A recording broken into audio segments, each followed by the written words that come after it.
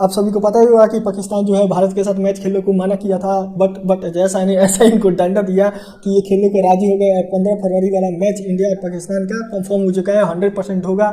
और इसी के ऊपर पाकिस्तानी मीडिया रोना धोना मचाई हुई है। पाकिस्तानी मीडिया ये बातें कर रही है कि जैसा जो है वो ICC का चेयरमैन है, फिर भी वो पाकिस्तान में थूकने तक भी नहीं आया और उसके बावजूद हम लोग भारत के साथ मैच खेलने को राजी हो गए। ना हमारा कोई भी डिमांड पूरा नहीं हुआ, ना क्या बोलते हैं उनका $35 मिलियन बढ़ा, ना उनको कोई ICC टूर्नामेंट मिला, और ना ही उनका भारत और पाकिस्तान का जो बैलेटर सीरीज वाला मामला है वो सॉल्व हो पाया। ICC ने लात मार के इनको बोला कि ये तो डिमांड पूरी नहीं हो सकती, खेलना है तो खेलो वरना बाहर में जाओ। और उसके बाद पाकिस्तान जो है वो डर के मारे सरेंडर कर दिया। तो दोस्तों इसके ऊपर आप सभी क्या राय अपना कमेंट बॉक्स में जरूर रखिएगा।